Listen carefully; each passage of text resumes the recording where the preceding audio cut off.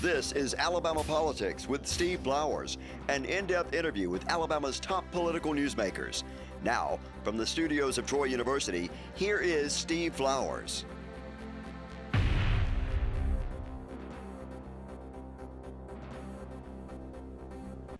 I'm Steve Flowers, and welcome to Alabama Politics. Folks, we're fortunate tonight to have as our guest an unusual guest. He's not a politician. He's around politics, but we've got one of the nicest, most outstanding young men in the state as our guest, one of the leaders here in Montgomery, Mr. John Mazyck, who's an investment banker here and one of the top civic leaders in Montgomery. John has been around politics, but never in the arena. He's, of course, being head of the Business Council of Alabama, chairman of the Business Council of Alabama, he has a lot of effect on politics in the state.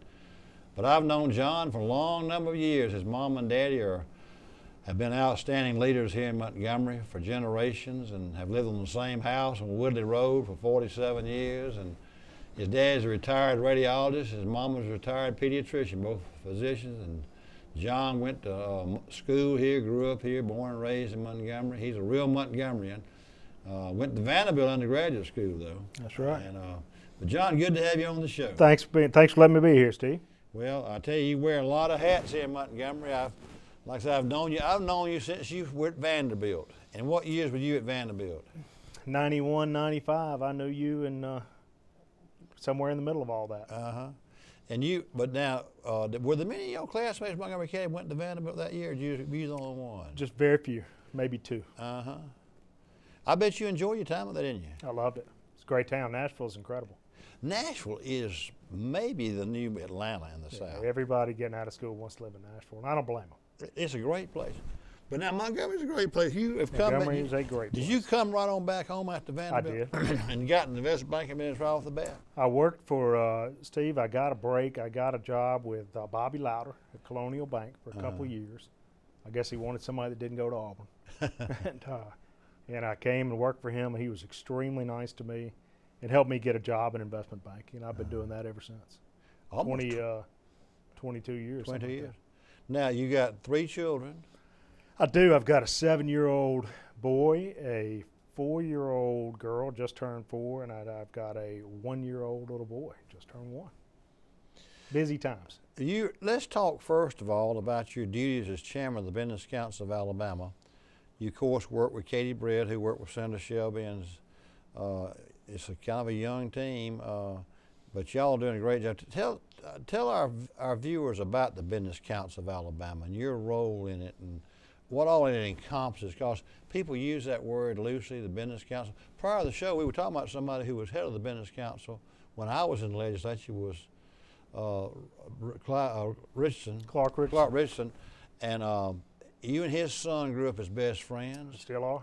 He live in Montgomery too? He lives in Nashville. Nashville, okay. He went to Vanderbilt and never left. Never left up there? Never. So now tell me about, tell our viewers, I can tell them, but you tell them too, the roots of it. I was in the legislature when the Business Council really started, and it started based on the old industrial industries of Alabama, and because when I was during almost the entire decade of the 80s, when I was in the legislature in the 80s and 90s for 2 decades, representing Pike County and Dale County and Barber County in the legislature, the issue was tort reform. That's exactly right. And that's why it was formed. And you take off on that and explain to our viewers. That was, as I understand it, obviously that predates me, was a signature issue for a very long time. Alabama was called tort hell. It was. And they deserved the credit, the guys who were in charge at that time, for breaking that. And that was a big success. They've had a number of successes since then. I've been on the Business Council board for several years. It's a big board, on a board and then on the local group. And then I was fortunate to be asked to be on the executive committee maybe 2 or 3 years ago, maybe 3 years ago. And of course, we've had a lot of change in that period of time, and really, really positive change. The Business Council is also the state of Alabama's Chamber of Commerce. That's what Katie really is. She's the CEO of the Business Council, but she's also the head of the state chamber. And so is the chamber actually encompassing the BCA, or is it still, is there a state chamber? That's what it is. Okay. They're kind of one and the same. Okay. And so we, we provide support. We try to pass bills that are pro-business and to keep Alabama a business-friendly state. Yeah, and the workers' comp fund has always been a big engine too. The Alabama Self-Insured Workers' Comp Fund, largely headed by Frida Bacon and also by Bobby Vaughn, who does a very good job, is a big part of the BCA. And good reason to join BCA. You can't get that insurance without it. John, but y'all, how many people on that board? I mean, it's like a big There are 11 board. of us, and when Mark Crosswhite took over as chairman, my hat's off to him. He really changed the real governance of that board to being an executive committee, not laser focused on any one person. And we did that the first year that he was there. He rolled off and nominated me as chair. And it's a powerful board. I learn from these guys every day. Are you familiar with who all's on it? No, tell our viewers who all is on that I think board. you'll be really Or some interested. of you remember all 11 of them? Oh yeah, I'm sure I do.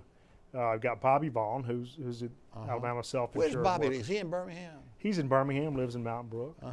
And then you've got some big businesses. You've got McWayne. You've got and Jim Proctor does that. You've got Kevin Savoy with Great Southern Wood. Let's see. You've got Mark Crosswhite, Gary Smith. Mark Crosswhite with Alabama Power, Gary Smith with Power South, John Turner with Regions Bank, Mark Drew with Protective, Tim Vines, the CEO of Blue Cross Blue Shield, is a wonderful guy. I'm sure Robbie Baker, who's with Hancock Whitney Bank down in South Alabama. Carl Jameson, who's with Jameson Money and Farmer, who's a former BCA chairman. He's from Tuscaloosa. That's an accounting firm, isn't it? That sure is. And Ray Almodovar, who's got a very, very high-tech defense contracting firm Right. in Huntsville. He's great. He's wonderful. It's a solid group of people. I'm lucky to be involved. John, are a lot of the new industries that are locating in Huntsville, are they participating in the BCA? Like They are. Have the automobile manufacturers, they've all... They are, and they Okay. have. I tell you that it's increased in the last 18 months. Their interest in BCA and our interest in them. Dynetics, which is a wonderful company up in Huntsville, major success story. They have been a member, but they sort of re-engaged recently. We're really happy about that. Boeing is a very large member, a very important member. Boy, they've got a lot of employees. People don't realize how many employees they have. Huge. They've got over 10,000 employees in Alabama. They do. The biggest member, the biggest companies, Airbus, Boeing, Encompass, which is the old Health South, all those guys are engaged now. It's really something. The guy who's the head of Mercedes-Benz U.S. International is very involved. And But they're not on the board, but they are. They're not on the executive committee, but that's not to say they won't be. This thing will get reelected and reconfigured. It's intended to not be a stagnant organization.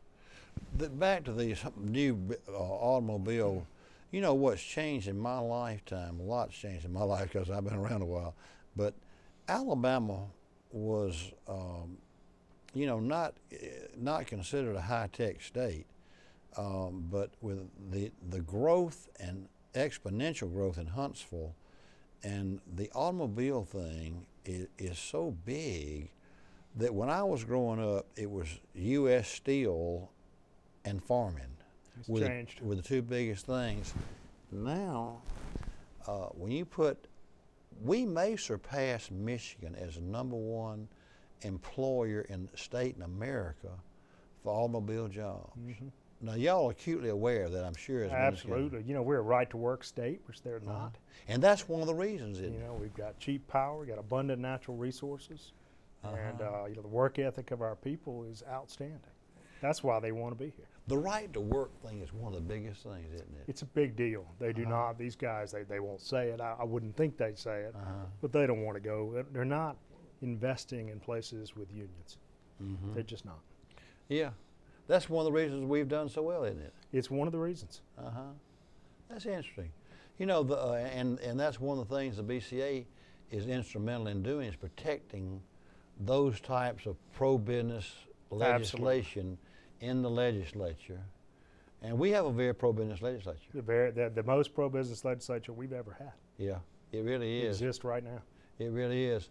John, also, when these plants come, like Toyota, Mazda, do y'all have an arm that reaches out to them, or do they reach out to y'all? Or how do y'all get together to bring them into the fold? You know, there's so many major players involved in BCA, like Alabama Power, like Power South. Of course, they're all, they deal TVA? with ADECA and TV. TVA is really not much of a member. They really don't. They do their own thing. And so those guys have a hand in bringing them into BCA, for sure. Even though TVA covers Huntsville, they don't really, they're not part of the attraction. I don't see them as involved in economic development as I do the and power they're company benefiting from all that growth. They do. They benefit from the growth in Huntsville, and I was just thinking that. That's the first time I ever thought about it. But Alabama Power carries the load in bringing in the industries, and they don't reap the benefits of it. I think the Power South and the Alabama Power Company and the big banks and all them, I think they go to France and recruit all these people and wine them and dine them. They come here, and everybody else gets a benefit. They really do. I mean, it's like, especially not that complicated. Especially those in Huntsville. I mean, that's sort of a shame that probably the biggest recruiting arm of the state is Alabama Power Company and their staff of economic developers, and then they locate in Huntsville, and they don't get the power. It happens all the time. Well, I think they sell some stuff up there, but that's not their territory. Tell me about this. Now, you also changing the courses. You've been involved with the transition team of Mayor Reed. I have been. Y'all are about, he's a little younger than you, though, isn't he? He's about 3 years younger than me, but we've known each other and of each other for years. In fact, did you know him growing up? My mother was his pediatrician. Is that right? Does he remember that? Oh, yeah. Does he talk about it? He does, and his brother does, too, and his parents do, too. But, you know, we have another connection in that he was at Vanderbilt with Ed Richardson. I didn't know Stephen went to Vanderbilt undergraduate school. Stephen has a Vanderbilt MBA. But he went to undergraduate school at Morehouse. Undergraduate at Morehouse, Vanderbilt MBA. Okay. And then, so he came to Vanderbilt while you were in undergraduate school there? Or you graduated? No, we weren't ever there at the exact same time. But have just become really good friends and have been for a long time. And I had him on the show here where you're sitting when he first ran for probate judge. Of course, I've known his daddy for years through politics, and need to have Joe on the show, because I never have had Joe on this show. I've had Stephen on 2 or 3 times when he's running for mayor and when he's running for probate judge. He's doing a good job as mayor. I think he's doing a great job. You know, it means a lot of people. I'm on CBS 8 here in Montgomery, and I do analyst stuff for them have for almost over a decade, and I was involved doing analyst stuff during the race, and I had heard and seen polls that Stephen was going to win that race, had a good chance to do, even though it was a large field. And they would ask me, say, why do you think it is? I says, you know, Montgomery's a city, it's a nice sized city, but it still has some aspects of a small place that people actually know each other. I agree with you. I mean, they grew up together, like John Mazyck and Stephen Reed both grew up in Montgomery. And Stephen, I mean, there's a lot to be said for having roots here where you went to church with people. Sure, you played sports together. Played sports together. I mean, that goes a long way. Goes a very long way. You know, I had a J.C. Love on here, and he had the same experience. His wife's a dermatologist. She sure is. And I said, you know, that's got to go a long way. That, you know, if somebody's sitting there voting for somebody for mayor or probate judge, and sitting there saying, well, I played Little League baseball with him. You know, or I went to, or his mom was my pediatrician. You know, it's just connected. And other people who weren't born and raised here, it's not the same thing. They probably don't feel the same connection. I wish they would and get involved, and they will. Well, it's good too that Stephen, you know, his family's been connected, but he knows people and he knows how he loves his city. Like you love Montgomery. He very much does. He and I, for years, and I'd say this if he were sitting right here, for years we would talk about we would lose one more friend to Mountain Brook and one more friend to Auburn, and what are we going to do? You know, are we going to stay here and fight this and try to make it better, or are we going with them? And the decision we made, and he made independently of me, and I made independently of him, is we're going to stay right here and try to make this a great place. So he ran for probate judge, and it was, he wouldn't say this out loud, but it was in the cards for him to run for mayor one day. You think he's always thought about running for mayor? It had to have been somewhere on his mind, or at least in other people's minds. And I think he's done a great job. If you look at the way he won that race, he won with a lot of white support. And unquestionably, you can see the vote results. And you look at the results, and you got, what is it, 70-30 or something like that? Well, that tells you that he won with a huge white support base, and I think that's terrific because it gives him a mandate, and he's done really, really well with, think about this. You get to office, and we have COVID happen, we have these protests happen. I think he's done a remarkable job managing both those things, and he's doing very, very well. John, now you were part of the transition team, and what all that entailed doing? What all did y'all have to do that? I mean, Well, it's a little bit different because COVID got in the middle of it. I know. But the idea is and was that we would take a cross section of Montgomery. People interested in arts, people interested in music, outdoor activities, business people, real estate people, political people, all kind of people, all walks of life, all different incomes, doctors, lawyers, everybody. Kind of a cross section. Judge Van Zetta McPherson and I co-chaired that together. She's a remarkable woman, very intelligent, and got this group of people together. Some who supported the campaign and some who didn't, and got these diverse groups in the room to try to boil down what are some actionable things that a mayor can actually do in a 4-year term. That was the goal. It wasn't pie in the sky stuff. It wasn't, anything that's unreasonable. It was real actionable things, and it was a very interesting process. I made some really good friends during it. I saw the business leaders really come out, and Jake Aronoff, for example, was very involved. A guy like that shows up to every meeting, tells you should probably be there. Yeah. I had Todd Strange on the show numerous times, on the show we were sitting, and when he was mayor, and then we were talking one day about Montgomery, and I brought up the subject. I think it was a slow time in the economy, and I had always assumed, having grown up in the shadows of Montgomery and Troy, and people who not from Montgomery, that the state government was the largest economic engine for Montgomery, the state capital being here. And I happened to say to him just nonchalantly, I said, Todd, I know this downturn in the economy has hurt y'all's economy because of state employees. He said, well, it has, but I had said, with it being y'all's largest employer, he says, no, that's not our largest employer, Steve. I said, oh, is Hyundai bigger now? He said, no, it's Maxwell Gunner. Maxwell Gunner. People don't realize that, how important.